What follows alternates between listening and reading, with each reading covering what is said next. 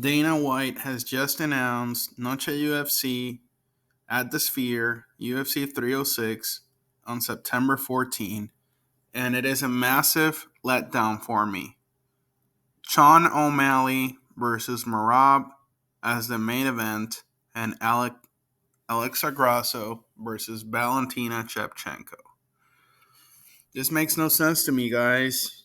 I was expecting 3, 4, maybe 5 title fights on this fight card because Dana White came out and said that this was the best fight card of all time. And this falls short tremendously. Instead of giving us the best fight card in the world, he decides, like he promised, he decides to split it up, and now he's going to do another pay-per-view where he's going to do Max versus Topuria in Utah. Who knows why that's going to be there. And it just makes absolutely no sense. He could have added Max Holloway versus Topuria here. That would have been the third title fight. He could have added Raquel Pennington versus Juliana Pena 4.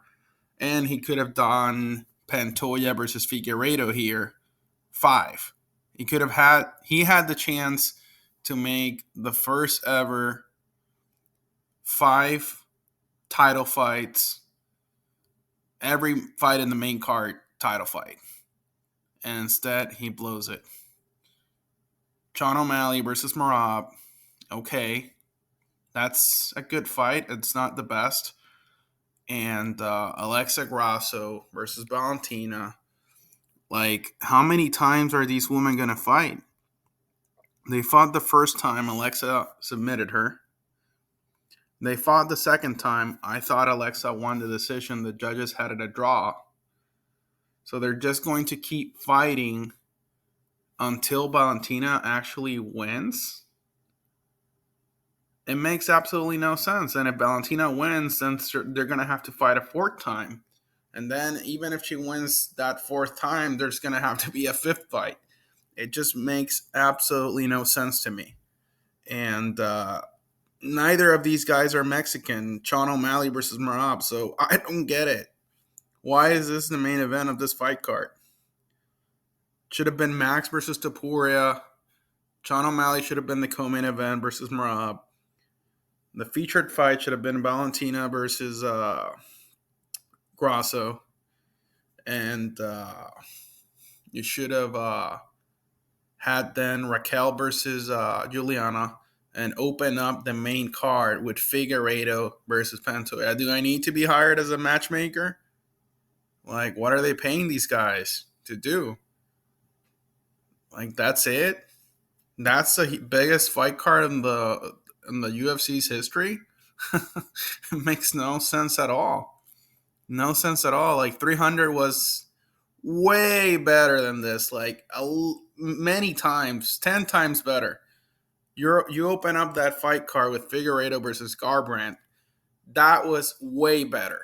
Bobby Green versus Jim Miller, the second fight of the night. That was way better. Then Jessica Andrade versus Marina. It was absolutely an incredible fight card. Jiri versus Rakic was the featured fight of the prelims. It was amazing. That was an amazing fight card. Not this. Sterling versus Cater. It was 300 was the best fight card of all time.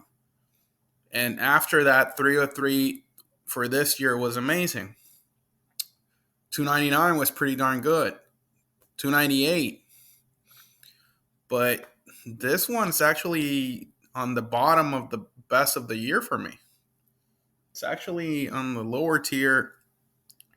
You know, Dana at this point is just saying anything, really, to promote these fights. Just makes no sense. I mean, the Madison Square Garden fight card is going to be way better than this. Way better. You got Jones versus Stipe. I've heard rumors that Alex versus Ankalaev is going to be the co-main event of that. Aspinall just said he would love to fight in Madison Square Garden again. And Leon Edwards wants to fight with John Jones in the same fight card.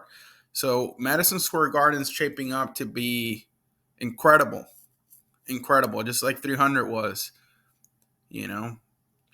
But 306, this is a big letdown in my opinion. Like and subscribe.